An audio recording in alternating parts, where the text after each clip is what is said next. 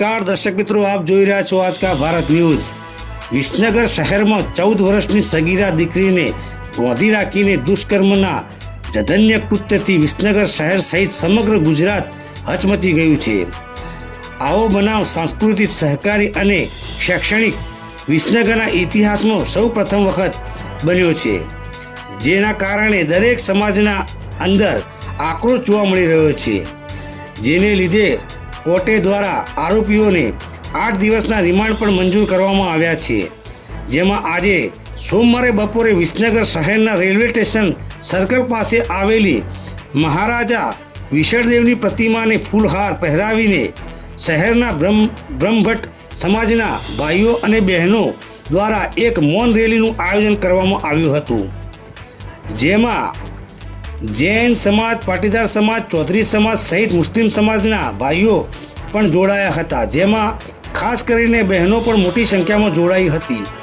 આ વિશાળ રેલીમાં બ્રહ્મભટ્ટ સમાજના આગેવાનો અને ભાઈઓ બહેનોની સાથે શહેરના વેપારીઓ, સહકારી આગેવાનો અને એપીએમસીના ડિરેક્ટરો પણ જોડાયા હતા। આ રેલી રેલવે સ્ટેશનથી નીકળીને શહેરના ગંજ બજાર પાસે થઈને તાલુકા સેવા સદન ખાતે પહોંચીને મામલતદારશ્રીને આવેદનપત્ર પણ અપાયું હતું, જેમાં બારોટ સમાજના આગેવાનોએ અને દરેક સમાજના આગેવાનોએ, ભાઈઓ અને બહેનો ખૂબ મોટી સંખ્યામાં હાજર રહ્યા હતા। રિપોર્ટર સમીર દિવાન, આજ કા ભારત ન્યૂઝ, વિસનગર। ગમે તે સમાજ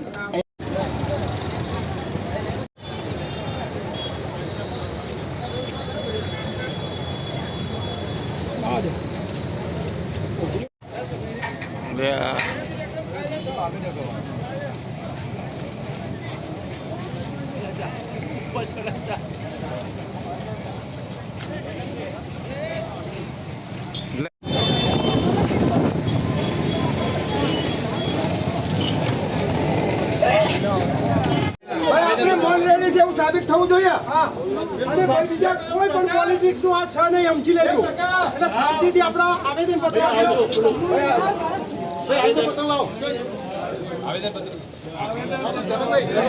રમેશભાઈ બારોટ, હું અમદાવાદથી આવું છું। હું કહેવા માંગુ છું કે અત્યારે આજે દૂષણો વધે છે, જો અમારું શાંતિપ્રિય આંદોલન છે, જો આમાં અમને ન્યાય નહીં મળે તો અમે ઉગ્ર આંદોલન કરીશું। અમે અમારા માથા મૂકવા બી તૈયાર છીએ।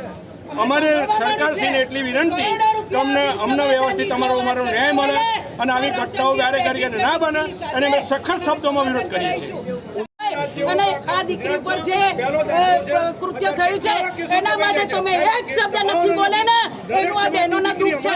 એના તમે બહેનો બેટી બચાવો, બેટી પઢાઓની વાતોને સૂત્ર લઈ નીકળી પડ્યા છો, શરમ આવી જોઈએ।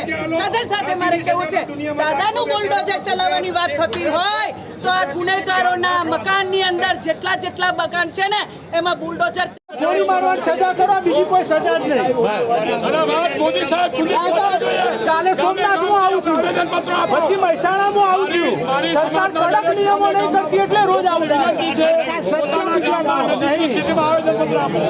જે સહકાર આપ્યો છે એ ઉગમના બારોટવાડ વિસનગર બારોટ સમાજ આખા ગુજરાતનો દરેકનો આભારી રહે છે, અને જ્યારે અમારે જરૂર પડે ત્યારે તમે અમારા જોડે અચૂક આપજો અને ન્યાય અપાવજો।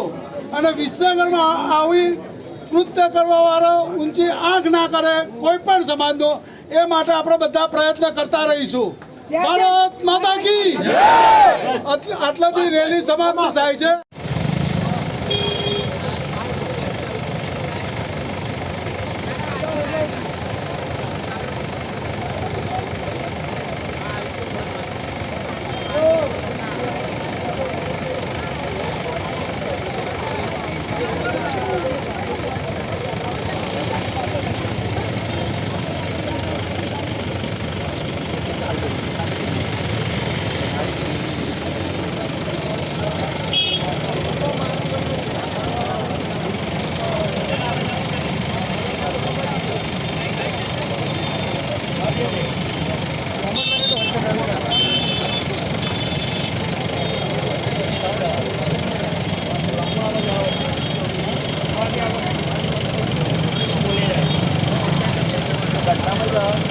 રેલી સ્વરૂપે લોકોએ આવેદનપત્ર આપને આપ્યું છે, શા કારણે આપ્યું છે અને આપ શું કાર્યવાહી કરશો?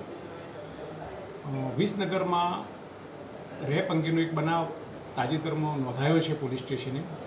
એ સંદર્ભે પોલીસે કાર્યવાહી શરૂ કરી દીધેલી છે. લોકોએ, તમામ સમાજના અગ્રણીઓ અને જનતાએ સામૂહિક રીતે તેમના ભાવ વ્યક્ત કરવા માટે અને યોગ્ય કાર્યવાહી થાય તે માટે આજરોજ આવેદનપત્ર આપેલ છે.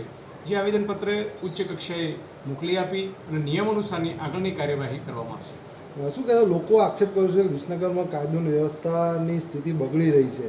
આપ એક ઓથોરિટી પર્સન તરીકે આપ શું કાર્યવાહી કરશો?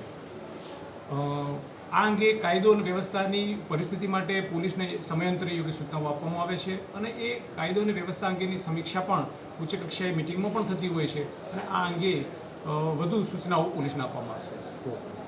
આ મુદ્દે કરવામાં આવી અને શું માંગ છે તમારી? આજે જે રેલીનું આયોજન કરવામાં આવ્યું છે અહીંયા વિસનગરની દીકરી 14 વર્ષની દીકરી ઉપર જે સામૂહિક બળાત્કાર કરવામાં આવ્યો છે અને 3 દિવસ બાંધી રાખી અને સતત એના ઉપર જે જુલ્મ ગુજારવામાં આવ્યો છે એના નરાધમ અપરાધીઓના સામે કડક પગલાં ભરવા માટે અને ન્યાય માંગવા માટેની આ રેલીનું આયોજન કરવામાં આવ્યું છે. છેલ્લા કેટલાક સમયથી 1 વર્ષથી જોવા જઈએ તો ગુજરાતની અંદર 634 કેસ એવા બન્યા છે કે જેમાં દીકરીઓ ઉપર બળાત્કાર થયા છે અને 14 કેસ એવા બન્યા છે કે જેમાં સામૂહિક બળાત્કાર કરવામાં આવ્યા છે. હમણાં જ ગયા આ બનાવ બન્યો એના 2 દિવસ પહેલાં જૂનાગઢ ખાતે અને ગીર સોમનાથના એક ગામમાં આધેડવયની મહિલા ઉપર 3 નરાધમોએ બળાત્કાર કર્યો હતો. એ જ રીતના આવા દરેક જે ગુજરાત શાંતિનું પ્રતીક ગણાતું હતું, ગુજરાતની અંદર મહિલાઓ બિંદાસ ફરી શકતી હતી, એ ગુજરાત હવે આતંકવાદીઓ જેવું ગુજરાત બની ગયું છે. અહીંયા અપરાધીઓ બેફામ બની ગયા છે. સરકાર કોઈ કડક પગલાં ભરતી નથી. આવા બળાત્કારીઓને જો ફાંસીની સજા આપવામાં આવે તો ફરી આવું કૃત્ય કરવાવાળા વિચાર કરે. એના માટે અમે સરકાર પાસે માગણી કરીએ છીએ કે જે મહિલાઓ ઉપર આવા કૃત્ય કરવામાં આવે છે અને જે મહિલાઓ ઉપર આવા બળાત્કાર કરવામાં આવે છે એવા અપરાધીઓને ખુલ્લેઆમ ફાંસીની સજા આપવી જોઈએ અથવા જન્મટીપની સજા આપવી જોઈએ. એવી માગણી આજે અમે અહીંયા સમગ્ર સમાજ દ્વારા, વિસનગરની પ્રજા દ્વારા આવેદનપત્ર આપીને કરવામાં આવી છે. અને આવનારા સમયમાં જો સરકાર જાગૃત નહીં બને તો આવા બનાવો કેટલાય બની જશે અને મહિલાને ઘરની બહાર નીકળવું મુશ્કેલ થઈ જશે. આના માટે દરેક મહિલા હવે કટિબદ્ધ થઈ છે, જાગૃત થઈ છે અને જો સરકાર આમાં કડક પગલાં નહીં ભરે તો મહિલાઓ રોડ ઉપર આવશે અને અપરાધીઓને સજા આપવા માટે મહિલાઓ મજબૂર ના બને એનું ધ્યાન સરકારે રાખવાનું રહેશે. શું કારણ? રેલી કાઢવામાં એટલા માટે આવી છે 1 વર્ષની અંદર 300 ને હું માનું ત્યાં સુધી 35 બળાત્કારના કેસ બન્યા છે. 635 કેસ બન્યા છે. સોરી, ગાંધીના ગુજરાતની અંદર, સરદાર વલ્લભભાઈ પટેલના ગુજરાતની અંદર અત્યાર સુધીમાં ના બન્યા હોય એવા બનાવ ઋષિકેશભાઈ આરોગ્ય મંત્રી શ્રી છે એમના જ ગામની અંદર આ જો બનાવ બનતા હોય ને તો શરમ કરવી જોઈએ. અમારી એવી માગણી છે. સાથે સાથે કેવું છે, બળાત્કારીઓને ફાંસી આપવી જોઈએ. બળાત્કારી જેટલા છે ને એમના દાદાનું બુલડોઝર ખીસીને ચાલવું જોઈએ. મારા વિસનગરની અંદર જેટલા બધા બધું બને છે ને, મારા અત્યારે નહીં પછી મારો વારો છે. હું તો બહાર નીકળવાનું જ છે, રણચંડી બનીને અને મારી બહેનો નીકળશી. જેટલું પણ આરોગ્ય મંત્રી ઋષિકેશભાઈના ગામમાં બની રહ્યું છે ને આ બધું અમારે બંધ કરાવવાનું છે. અને ભાઈ નથી કહેતા કે હપ્તા રાજ ચાલે છે ને એ તમે બધા મીડિયાવાળા મને સપોર્ટ કરજો, તમે બંધ કરાવીએ. હવે તો બહેનોનો વારો આવ્યો છે. હપ્તા રાજ કોનું આક્ષેપ કરો છો?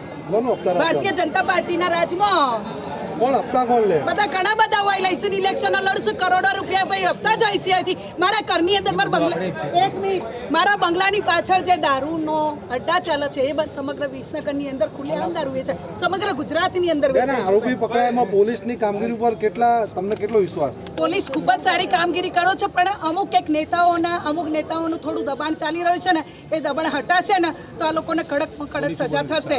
પોલીસ ઉપર તો ફૂલ વિશ્વાસ છે, પણ ગૃહમંત્રી હજી સુધી પૂછવા નથી આવ્યા. ભાઈ તમને મને તો એક દુઃખની વાત છે, કાલે CM સાહેબ અહીંયા આવ્યા હતા. દરેક નેતા અહીંયા આવ્યા હતા અને બહેનોને ભજન મંડળીઓ ભેગી કરી હતી. એ બહેનો હતી, તમે શું બહેનો નથી? હું ખુરશી નોખીને બહાર ભજન મંડળીમાં હું ગઈ હતી, પણ એ બહેનો માટે કહેવા ન આવ્યા કે એક બહેનના બળાત્કારીનો કેસ થયો છે ને તમને શાંત રાખવા જોઈએ અને બહેનોને ન્યાય મેળવવાનું કામ કરવું જોઈએ. એ ઋષિકેશભાઈ હોય કે હર્ષ સંઘવી હોય હજી સુધી આવ્યા નથી. CM સાહેબ પણ એક શબ્દ બોલે, છોકરીની મુલાકાત લેવી જોઈએ. શું જોઈને કહો છો કે બેટી બચાવો બેટી પઢાઓનું કહો છો? શું સજા આપવી જોઈએ? ફાંસીની સજા આપવી જોઈએ.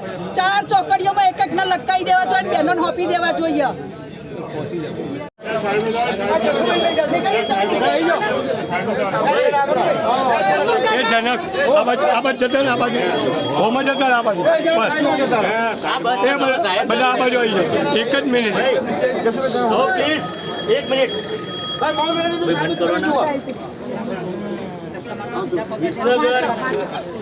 શાંતિ રાખો. વિસનગર બ્રહ્મભટ્ટ બારોટ સમાજ ઉગમનો પાટવાડો એમના તરફથી આ દીકરી પ્રત્યે જે દુષ્કર્મ થયું છે એ બાબતે એક આવેદનપત્ર આપવામાં આવ્યું છે. એ હું આપને વાંચી સંભળાવું છું. પ્રતિ મામલતદાર સાહેબ શ્રી, તાલુકા સેવા સદન વિસનગર, વિષય વિસનગરમાં સગીરા ઉપર દુષ્કર્મ કરનાર આરોપીઓને કડકમાં કડક સજા કરવા બાબત સવિનય.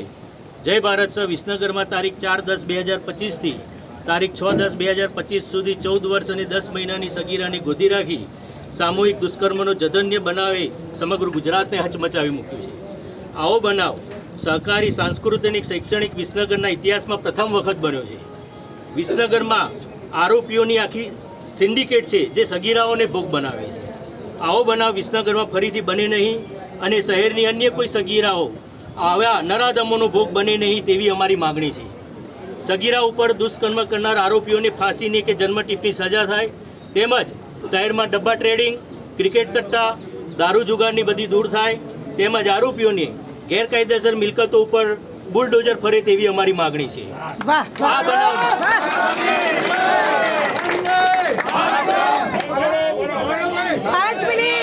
આ બનાવમાં